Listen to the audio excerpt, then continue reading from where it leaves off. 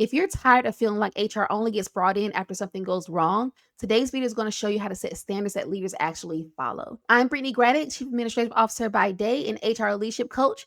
Over the last several years, I've helped HR professionals go from feeling overwhelmed and unheard to respected, strategic leaders who guide their companies, not just react to problems. Inside my HR Leadership Accelerator program, setting clear HR standards is one of the biggest shifts that transform my clients from being just HR to true partners. If you haven't subscribed to the channel just yet, I invite you to hit the subscribe button, turn notifications to not miss any videos that drop out ways to elevate your HR career on purpose and with purpose. If you are not new here, get your notebook, get something to write with, so take some notes. Quick question. What's one HR standard that your leaders struggle with right now? Is it documentation? Is it investigations? Is it attendance? Let me know down in the comments. Most HR departments struggle because they assume leaders understand the standards, when in reality, leaders are unclear, overwhelmed, or receiving inconsistent messages. Today, I'm going to break down what strong HR standards actually look like and how they help you stop chasing leaders and start leading the organization with clarity. Here's what you cannot afford to miss when it comes to making sure things are consistent in your company. Leaders follow standards they understand, not standards that HR assumes they know. Most breakdowns come from unclear expectations. HR thinks that leaders should know better, but leaders often get training once, which was years ago. Processes change, but communication doesn't, and leaders interpret HR guidance differently. So without having that clarity around what the standard actually is, sharing the message one time is not enough. Now, I understand, I get it completely. It's policy. Why don't they just read the policy? But again, if we want people to do the right things, we've got to make it easy for people to do that. We've got to be clear as possible. I believe in over communicating. It's so important to lead with clarity and not assumptions. We cannot assume that everyone's going to understand just because they heard it one time, just because they received it in onboarding, just because we talked about it at a manager's meeting 3 months ago. If it's something that's going to be important, something that we want to make sure people are doing the right way, we've got to make it easy for them to grasp the information.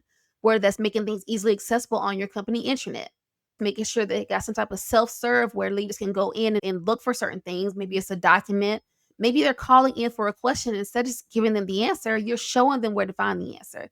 The goal here is to over communicate to make sure you're being as successful as possible because, again, we can't assume that they know everything that we know. We do this all day. We do HR all day. Accounting is accounting all day. And all the departments do what they do all day. So everyone has their own sphere of influence. Everyone has their own area of expertise. So we can't assume that everything that we know, they should know as well. Now, yes, as a manager, other managers should know how to lead their teams effectively and should process things as they should be. But again, if you're finding that it's the same mistakes are happening over and over again, come back and ask yourself, like, what did you fail to communicate? If you find your company going through the same challenges over and over again, get to the root of the issue. Maybe it's not a process issue. Maybe it's a communication issue.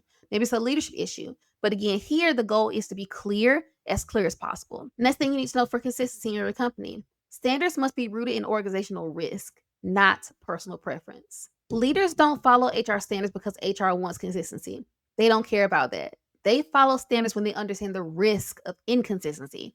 For example, legal exposure, how they can be held liable personally for failing to handle harassment claims appropriately, or employee relation issues, waste of time on their teams, and loss of productivity. Because at the end of the day, time is money. Inconsistent discipline, the risk of treating two similarly situated people differently is a landmine for legal exposure.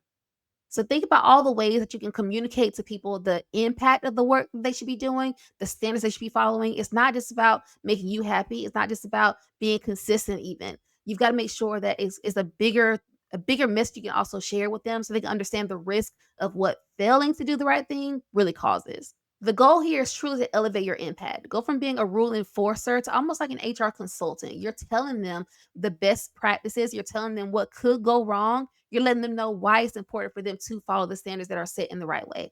Again, they're not going to do it because it's the right thing to do. They're going to do it because they've got some skin in the game and they want to make sure they're not going to be held personally responsible for anything that's going to break.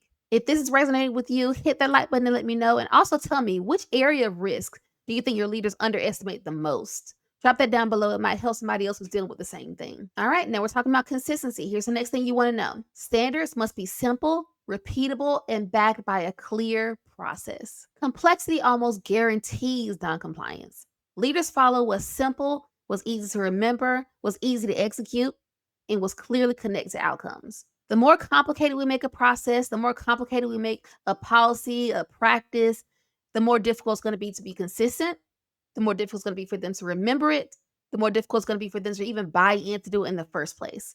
And that's where you're going to have all these rogue people, all this counterculture behavior where no one's going to want to do the right thing because it's too hard to do the right thing.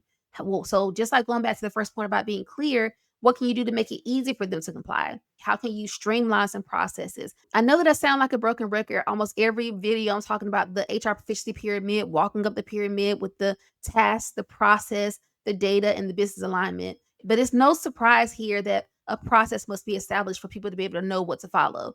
Again, when there is no plan, anything goes. And that's the absolute wrong way it should be for any company if you're trying to truly have a company that's going to be sustainable. So there needs to be something that's going to be a process in place, but it's got to be something that someone can follow easily. Again, from your tenured managers to your first day managers, equally applied across the board. They must be able to follow the policies and the standards you have in place. Another thing you want to keep in mind when setting your HR standards. HR standards only work when you lead with consistency and confidence. Similar to how a process must exist that's easy to follow, if you're inconsistent with how you hold your leaders accountable, they're going to be inconsistent too.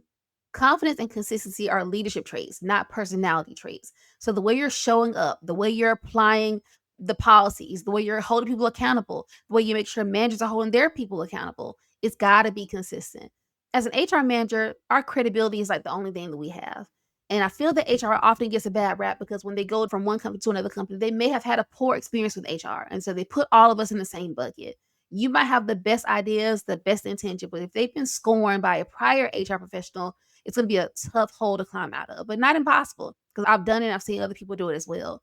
So when it comes to being consistent, our credibility is all we have.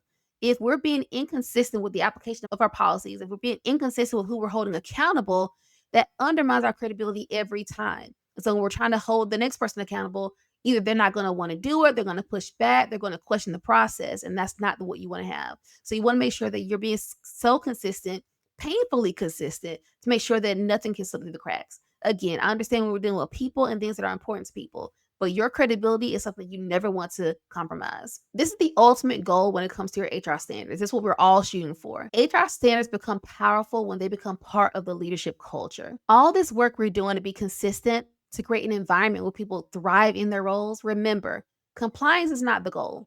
Alignment is. When leaders see HR standards as tools that protect them, support their decisions, reduce their headaches, and help them lead better, they start following you without you having to chase them. This is the transformation that I help my clients experience. Will things ever be perfect? Absolutely not. So that should never be our goal. But you can see incremental improvements over time. And you'll have great months, you'll have great years, but every now and then things will fall off the rails. Maybe because of change in leadership, maybe a change in the leaders of your teams, maybe a change in processes. So when those things happen, be self-reflective. Ask yourself, what was your part in things falling apart? Did you communicate clearly? Were you being consistent? Were things being applied the same way? Were things being held accountable in the same way? Again, we can't only hold our leaders to a standard, we've got to hold ourselves to a standard as well. And so when we're in HR and we're trying to create a culture of success, a culture of consistency, a culture of accountability, a culture of thriving, it's got to start with us. If you're listening to this and it made you realize that you need clearer, stronger HR standards and you're ready to build the confidence, the communication skills, and the leadership presence that get leaders to take you seriously, I love to support you inside of the HR Leadership Accelerator program.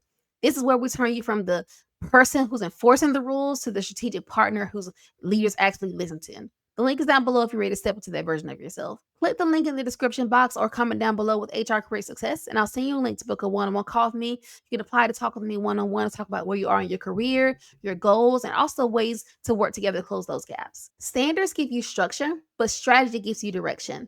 If you want leaders to take you seriously, you need a strategic plan that aligns HR priorities with business goals. That's what we're building in this next video, your strategy for 2026. I'll see you there.